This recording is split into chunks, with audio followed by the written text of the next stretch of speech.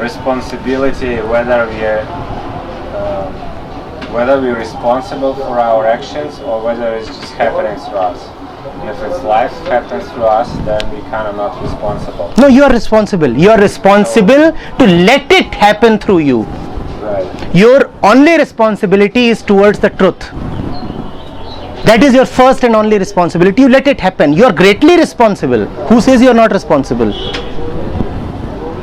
Okay, can I give an example? So, for example, my friend, she's a beautiful girl, and she says she behaves in a very provocative way to men, and then the men come and try to seduce her and to meet her, and she becomes very not defensive, but she says like, "Oh, I don't want any relationship. I don't want to meet any guy." So I'm saying to her, you behave in a very specific way that attracts a lot of guys, like very sexually. Like you cause that behavior in them. So like I can see it very much. And she says, I'm not doing anything, it's just happening. Yes. Like that. She causes a lot of grief in a lot of men. So she definitely caused a lot of suffering in a lot of men, and then at the end it's not comfortable to her either, because she has to deal with a lot of aggressive sexual intent. So that would be the question. There is the ordinary woman who is seen as a seductress, as being provocative. If suppose she behaves in particular ways, and here in Kashmir we have had a woman who walked absolutely naked, and she was the most beautiful woman. She walked naked when she was young, and she is revered as a saint. Is it the behavior that is the cause of grief?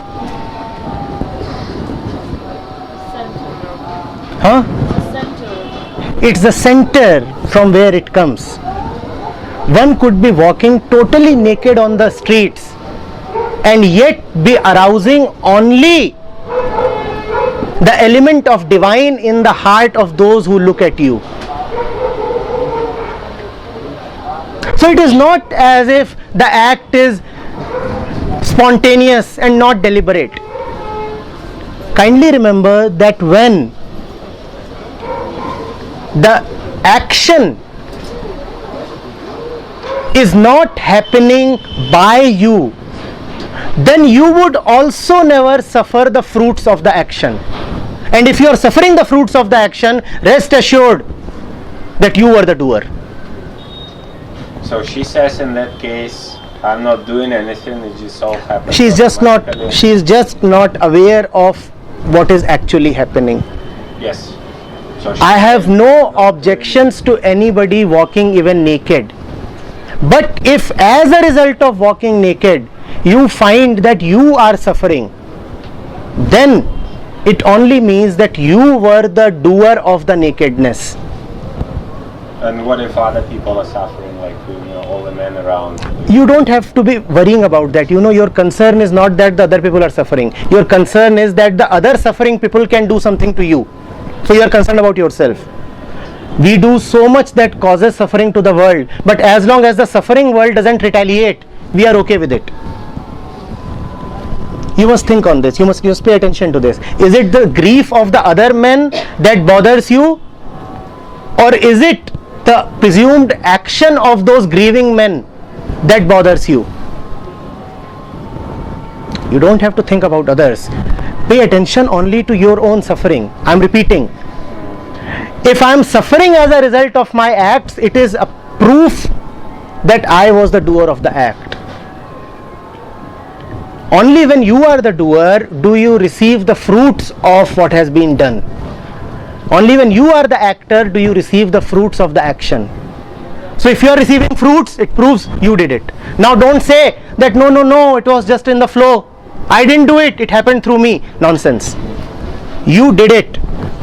You might not have been conscious of it, but you did it. Better pay attention as to how you did it. So, and if it happens through me, then what happens to fruits? Like, what is it? The fruits don't come. So like in that case of the beautiful woman, yeah, so she was the doer, obviously. Yes. Realized There was always a hidden intention. of just maybe talking to someone. Maybe talking to someone, or maybe getting noticed, or maybe being more acceptable, maybe attracting attention. Something that, Just making human connection. Is, no, and something that, knowledge please wait. that's- It is not called human connection, it is called feeding the ego. People are looking at me. Every woman knows about it, so. That could be, yes. Yes. I think there is generally a very big amount of sexual vibration in the communication between men and women. Yes. Maybe consciously, maybe unconsciously. Yes. But if somebody tells you or you yourself see what's happening, I think you have really to make a decision to step out of that. Yes. The way you dress, the way you move, everything. No, you see, I repeat, in India, you have had male mystics who have walked totally naked and they had beautiful bodies. You have had Mahavir and the other Jain Tirthankars, and you have even had women, beautiful young women who were walking without a single piece of clothing on them. They didn't take a decision to wear something because it offends social morality or because it causes disturbance to men. They didn't decide that. It is just that when you are as innocently naked as a child, then everything is all right. But you have to be as innocently naked as a child, not naked as a seductress. Then it is, in some way similar to, if I may use the word, prostitution.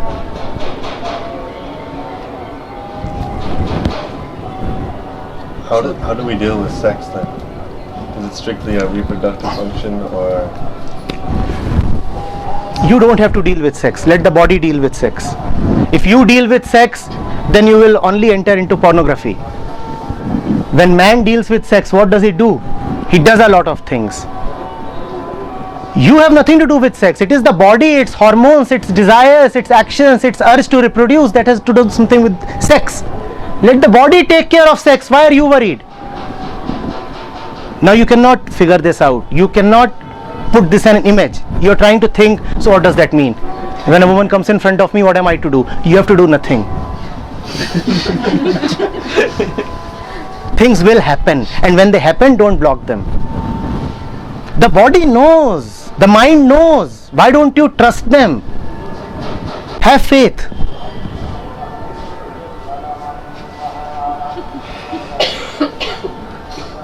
You're still not getting it? It's the same question as asking, what do I have to do with thirst? What do you have to do with thirst? When the body needs water, then the brain knows, and then the hands move, and then the intellect figures out from where to get water, and then you drink water. What do you have to do with all this business? The body cells start losing water. What happens then? A signal goes to the brain, and what does the brain activate? The faculty of intellect. And what does intellect do? It searches for water. And then what do the hands do? They grip the glass of water. And then what does the throat do? It gulps down the water. Now where are you in all this? Why are you worried? We carry bottles with us to be sure we have it. Let the hand carry bottle. Let the hand carry the bottle. Let material carry material. I don't get it. You don't have to get it. Let the hand get it. And the hand already has it. So all this is not needed. Do you see any animal? Do you see anything, even the tiniest blade of grass, worried about water? They know what water is. They know that they will get water. Only man is so afraid that he plants. Take the same example now as with the water. With this gentleman sitting here, like your body will tell you, let's say there is a beautiful woman walking and his body tells him, I'm thirsty in another way or hungry another way. Okay, then we will go to his mind and the hand will go out and it will... How do you know? How do you know? How do you know that? Just, No, don't imagine. Don't imagine. How do you know? Okay, I don't know. Is it not an insult to the divine within us to say that we are so stupid that if we don't keep a control on ourselves, then we'll just start groping every woman we come across? No, but if you leave it to the body, it might be. It might not be. It might not be. Just as you're saying it might be, it might not be. Why not see what happens? Why guess? Have you ever let yourself free? If you have never let yourself free, then how do you know what will happen?